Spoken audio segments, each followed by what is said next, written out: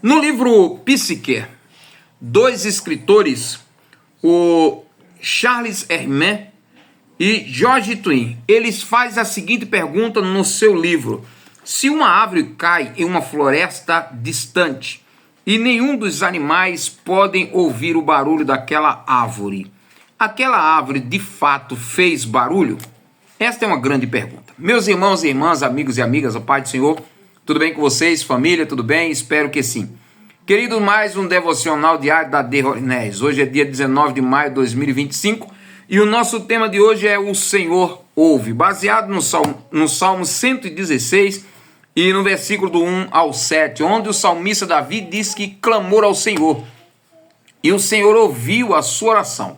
Ele disse que quase chegou a morrer. As cordas da morte o cercaram, mas ele clamou e Deus deu vitória, mostrando que o Senhor, ele ouve as nossas orações. Mas vamos voltando aí para o nosso devocional diário. A nossa irmã Karen Hang, ela põe essa discussão desse livro Psique, escrito por esses dois escritores. Se uma árvore distante, ela cai em uma floresta distante e lá nenhum dos animais ouve o barulho dessa árvore. Aí a pergunta é, aquela árvore realmente fez algum barulho?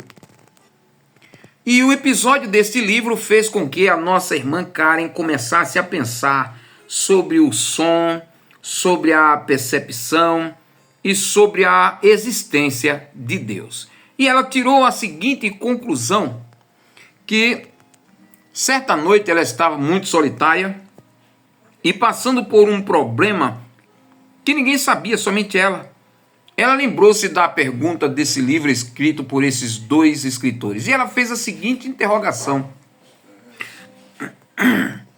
quando ninguém ouve o meu clamor, quando ninguém ouve o meu gemido, quando ninguém vê a minha dor, será que Deus ouve? E ela tirou a sua conclusão baseada no livro de Salmos 116, que ele ouve sim as nossas orações. Ele ouve sim o nosso clamor. Ele ouve sim o nosso gemido. Quando ninguém vê, Deus vê. Quando ninguém percebe, o nosso Deus percebe. Quando ninguém ouve, o nosso Deus ouve. Quando ninguém está presente, o nosso Deus está lá. Então podemos confiar nele, descansar nele, que ele também ouve as nossas orações. Lembra de Jonas? Ele disse das profundezas do mar: eu clamei ao Senhor e ele se inclinou para mim e ouviu o meu clamor. Muito bem, agora vamos lá para o livro de 1 Crônicas, capítulo número 7, 8 e 9, é o que nós vamos ler hoje. 1 Crônicas, os irmãos viram que tem muita genealogia. É a genealogia, a raiz genealógica das famílias.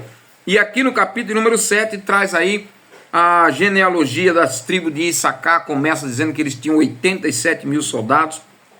Em seguida traz a origem da tribo de Benjamim, né? Traz aí mais uma genealogia de Benjamim, depois de Naphtali, depois de Manassés.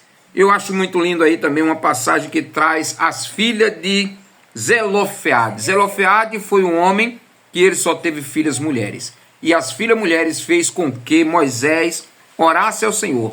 E o Senhor deu uma lei: quando um homem não tivesse filho mulher, quando o homem não tivesse filho homem, as filhas mulheres deveriam assumir também um pedaço da terra que era distribuído para o povo de Israel. Continuação ainda no capítulo número 7, traz aí um pouco da tribo de Efraim e traz aí os pais de Josué, filho de Nun. Depois entra aí na tribo de Azer. Eu achei interessante, todos os descendentes de Azer, está registrado aí no capítulo 7, os últimos versículos. Todos os descendentes de Azer eram chefe de família. Segundo, homens escolhidos. Terceiro, soldados valentes. 4, bons líderes. 5, e sabiam lutar muito bem. É assim que termina o capítulo número 7 de 1 Crônicas. Agora vamos ao capítulo 8 de 1 Crônicas. Começa a tratar aí a tribo de Benjamim e depois ele fala de um homem chamado Saraim. Saraim foi um homem que abandonou as suas esposas. Até hoje, até agora eu não tinha encontrado um homem que tenha abandonado sua mulher, suas esposas.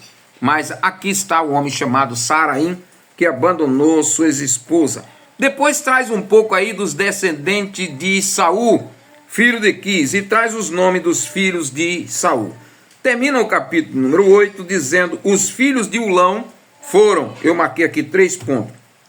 Primeiro, homens guerreiros, homens valentes, que sabiam atirar muito bem com flechas e arco. Entra aí no capítulo número 9, no livro de 1 Crônicas.